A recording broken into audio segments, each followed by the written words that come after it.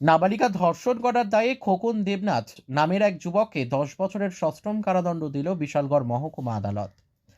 বৃহস্পতিবার অতিরিক্ত জেলা ও দায়রা জজ এই রায় দিয়েছেন। 2019 সালে পশ্চিম আগরতলা মহিলা থানায় নাবালিকা ধর্ষণের অভিযোগে খোকন দেবনাথের বিরুদ্ধে মামলাটি হয়েছিল।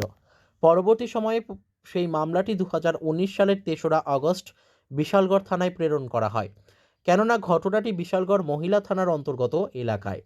বিশালগড় থানা হাতে নিয়ে অভিযুক্ত যুবক খোকন দাসকে পরের দিনই গ্রেপ্তার করে। অভিযুক্ত যুবক খোকন দেবনাথের বাড়িতে টিভি দেখতে গেলে 5 বছরের নাবালিকাকে জোরপূর্বক ধর্ষণ করে বলে অভিযোগ। দীর্ঘ বছর জেল হেফাজতে রেখে উক্ত মামলায় 20 জনের সাক্ষ্য বাক্য গ্রহণ করার পর শুক্রবার দুপুরে অতিরিক্ত জেলা ও দায়রা জজ শ্রী দেবাশিস কর বিশালগড় মহকুমা আদালতে অভিযুক্ত যুবক খোকন দেবনাথকে 10 বছরের সশ্রম কারাদণ্ড ও 1 লক্ষ টাকা জরিমানার নির্দেশ দেন। অনাদায়ে 1 বছরের কারাদণ্ড। সেই কেসে মোট 20 জনের সাক্ষ্যপক্ষ গৃহীত হয়।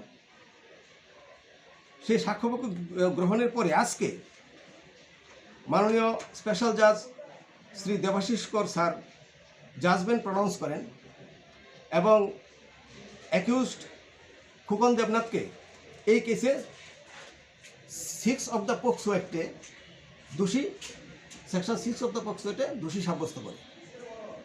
যদিও এই কেসে খোকন দেবনাথের বিরুদ্ধে মাননীয় আদালত যে চার্জ ফ্রেম করেন সেগুলি ছিল punishable under section 376 2 within bracket I of IPC এবং 6 অফ দ্য পোক্সো অ্যাক্ট। পরবর্তী সময়ে আজকে জাজমেন্টে 6 অফ দ্য পোক্সো অ্যাক্ট প্রমাণিত হয় এবং সেখানে মাননীয় জাজ খোকন দেবনাথকে কনভিকশন দেয় এবং 10 বছরের সশ্রম কারাদণ্ডে দণ্ডিত করে এবং সঙ্গে 1 লক্ষ টাকা ফাইন করে এবং এই ফাইন অনাদায়ে আরও 1 বছরের সশ্রম কারাদণ্ডের বিধান দেন। Bureau report, news tele Bharat.